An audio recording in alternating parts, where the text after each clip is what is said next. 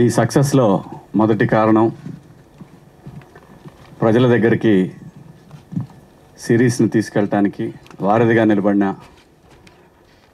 వంశీశేఖర్కి thank you. Media మిత్రులందరికీ, పాత్రికేయ సోదరులకు అందరికీ, ప్రతి ఒక్కళ్ళకి పేరు పేరున స్వాగతం. Thank you so much.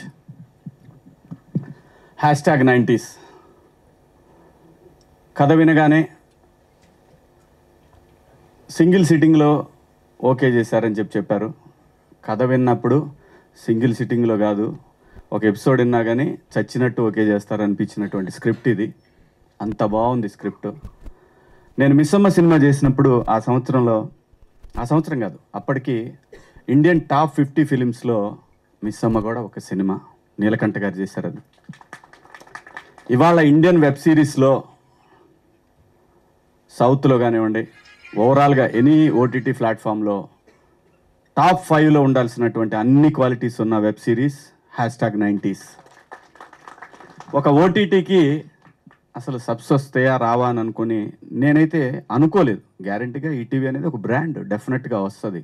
అది కరెక్ట్గా జనంలోకి తీసుకెళ్ళేటటువంటి టీం కావాలి. ఆ టీం బాపినీడి గారి ఆధ్వర్యంలో నితిన్ గారు, అలాగే సోదరుడు సాయి గారు, వీళ్ళ టీం, మొత్తం టీం అందరూ కూడా మంచి యంగ్ బ్యాచ్ అనమాట. డెఫినెట్గా వీళ్ళ వల్ల వాళ్ళు 24 అవర్స్ ఎప్పుడు చేసినా సరే, ఇప్పుడు మనకు నిద్ర పట్టబోయి ఎప్పుడైనా ఒక చిన్న టెక్స్ట్ చేయండి, ఇది ఇక్కడ పలానా చోట మనం ఇది పోస్ట్ చేయాలని అంటే ఆ మహా అనే అమ్మాయి వెంటనే తగులుకుంటుంది, మొత్తం అన్ని పేజీలని రెడీ చేస్తుంది. సో ఇలాగ ప్రతి ఒక్కళ్ళు కూడా ఇది వెబ్ సిరీస్కి అంత బ్రహ్మాండంగా పనిచేశారు. అది బేసిక్గా ఈటీవీ నుంచి ఉన్నటువంటి విషయం. ఈటీవీ విన్ అనేది ఒక సిరీస్తో 5 లక్షల సబ్స్ అసలు నిజంగా సాధ్యమేనా చెప్పండి మీరు? ఎంత పెద్ద పెద్ద స్టార్స్ చేసిన దానికి కూడా 70-80 వేలు రాలేదు అంటే, అలాగని ఇందులో పనిచేసిన స్టార్స్ ఎవరు కూడా స్టార్స్ కాదు. Main reason Aditya writings. ఆ రైటింగ్ లేకపోతే మేమెవరం ఏం చేసినా కూడా, చాలా సినిమాలు చేస్తాం, కొన్ని సినిమాలు ఫెయిల్ అవుతాయి, కొన్ని ఇది అవుతాయి. దానికి ముఖ్యమైన కారణం ఆదిత్య. అంత అద్భుతంగా తన జీవితాన్ని స్క్రీన్ మీద చూసుకున్నాడు, మాలో చూపించాడు. Thank you Aditya, thank you so much. ఇది ఒక నా కెరియర్లో ఒక మెమరబుల్ ఫిలిం ఇది. అన్నట్టు మీకు ఈ ఫిలిం తొందరలోనే ఫిలింగా కూడా వచ్చి తీరుతుంది. ఎందుకంటే దేది కూడా మనం అనుకుంటే అవ్వదు. జనానికి స్క్రిప్ట్ నచ్చినప్పుడు ఖచ్చితంగా వీళ్ళకే ఒక ఆలోచన వస్తుందని తెలుసు నాకు. వాళ్ళు రిలీజ్ చేస్తారని కూడా నాకు తెలుసు వచ్చే నెలలో రిలీజ్ చేయొచ్చేమో నా అభిప్రాయం ఇది. ఖచ్చితంగా ఇది సినిమాలాగా కూడా మీకు రిలీజ్ చేస్తారని నాకు అనిపిస్తూ ఉంది. 6th సెన్స్ ఖచ్చితంగా అయి తీరుతుంది. అలాగే ఆర్పి పట్నాయక్ గారు బాగున్న దాన్ని అప్రిషియేట్ చేయటం అనేది ఒక మంచి క్వాలిటీ. ఎందుకంటే మనం ఇక్కడ సినిమా ఇండస్ట్రీలో బతుకుతున్నాం కాబట్టి బాగున్న ప్రతి అంశాన్ని కూడా మనం తీసుకోవాలా. ఫస్ట్ టైం డైరెక్టర్ మారుతి ఒక సినిమా చేశారు. సినిమా పేరేంటి గుర్తులేదు.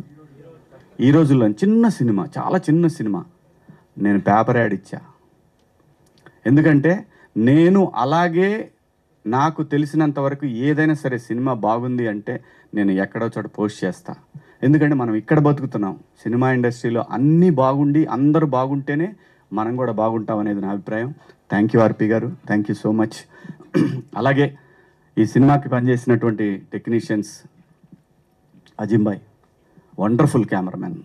ఆయన ఆల్రెడీ ప్రూవ్డ్ కెమెరామెన్, కానీ దీనికి పనిచేయటం అనేది డెఫినెట్గా డైరెక్టర్కి ఒక ఎసెట్.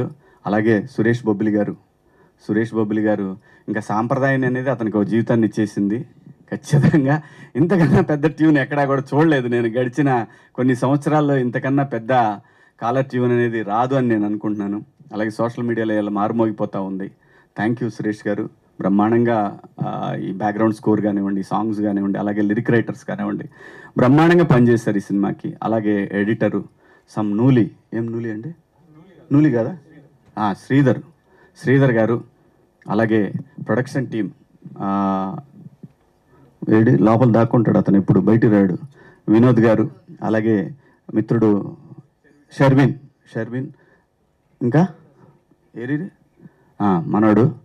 అందరూ కూడా బ్రహ్మాండంగా, ఎక్కడ లేదు టెన్షన్ లేదండి, ఏ రోజు కూడా టెన్షన్ లేదు. నేను ఎట్లుంటా అనేది ఫస్ట్ స్టార్టింగ్లో వాళ్ళకి టెన్షన్ ఉండేదంట. చాలామంది చెప్పారు, వీడు వస్తాడు, వీడు ఏం చేస్తాడు, వీడు ఎవరు నరుస్తాడు. నాకు అది సంబంధమే లేదండి. లేనిపోయింది నా మీద ఏదేదో ఎవడో ఒకడు ఊహించేసి, అంటే అదే కర్మ అది మనకి సంబంధం లేకుండా మన గురించి మంచి చెడు రెండు బయటికి వెళ్తాయి. అదేంటంటే అది మన కర్మ. సో వెళ్ళాము, ఎప్పుడు చేసామో ఎప్పుడు అయిపోయిందో తెలీదు.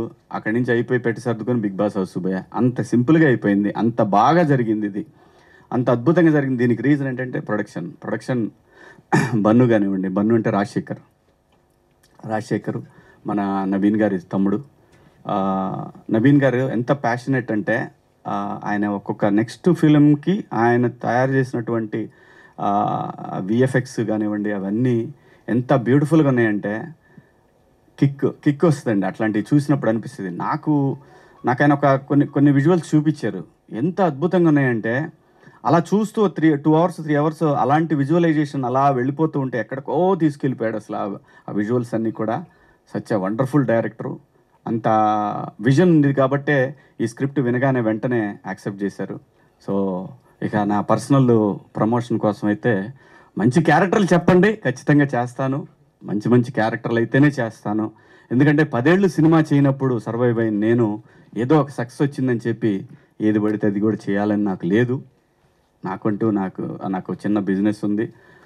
అదే భూమిని నమ్ముకున్నాను. ఆ భూమి తల్లి నన్ను కాపాడుతూ వచ్చింది. సో ఆ భయం లేదు. మంచి పాత్ర అయితే మళ్ళీ 2-3 రోజులు క్యారెక్టర్లు కూడా దయచేసి చేయను. ఎందుకంటే ఆ 2-3 రోజులు మనం వ్యాపారంలో పెట్టామంటే బ్రహ్మాండంగా ఏదన్నా మంచి డీల్ తగిలిందంటే మంచి డబ్బులు వస్తాయి, అది కూడా ఉంది. సో కాబట్టి మంచి పాత్రలు చేయాలనే ఉద్దేశమే. ప్రతి ఒక్కళ్ళు కూడా ప్రతి పాత్ర ఇందులో మీ కళ్ళ ముందు కనిపిస్తూ ఉంది. అందరూ అద్భుతంగా చేశారు. సక్సెస్ రావటం అనేది చాలా కష్టంగా ఉన్నటువంటి రోజుల్లో ఈటీవీ విన్ యాప్ అనేది ప్రపంచం అంతా ఈరోజు తెలిసేలాగా ఒక రైటప్. Thank you Aditya. ఎన్ని థ్యాంక్స్ చెప్పినా నీకు చాలా తక్కువే అందరం. సో ఆ క్రెడిట్ గోస్ టు ఈ సక్సెస్కి కారణమైనటువంటి డైరెక్టర్. జై ఆదిత్య, జై బాలయ్య.